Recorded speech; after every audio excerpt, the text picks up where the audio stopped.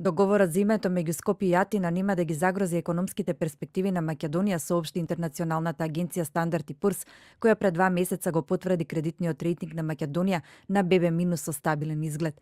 Очекувањата на агенцијата, која тврдењата за напредокот на земјата ги базира на искуствата со другите земји од регионот кои веќе имаат датум за преговори со ЕУ, се дека напредокот ќе биде постепен, а придобивките на долг рок.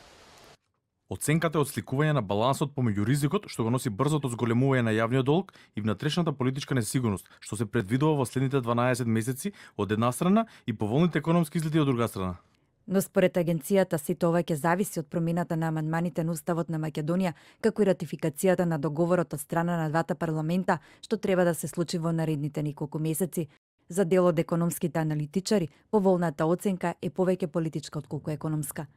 Во овој контекст секако дека и има известна мала порака. Така да пораката е, ако политичката турбуленција продолжи понатаму, без оглед што е известно дека на долг рок секако ќе има некаква велико условно добра разрешница за овој спор,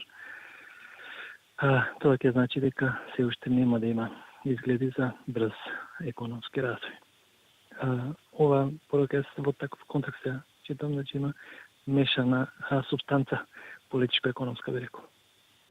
Иако Македонија имаше лош економски старт на годината со раст од само 0,1%, дел од економските експерти веќе најавија дека очекуваат подобрување на ваквата состојба, посебно ако земјата стане членка на НАТО. Членството во НАТО и во Унијата е еден дополнителен гарант и перцепцијата од надвор главно од инвеститорите е подобра во таков контекст, што може да охрабри повеќе инвестиции. Примерите од влезот во алијансата на Албанија и Бугарија покажуваат драстично зголемување на странските инвестиции и дуплирање на економскиот раст.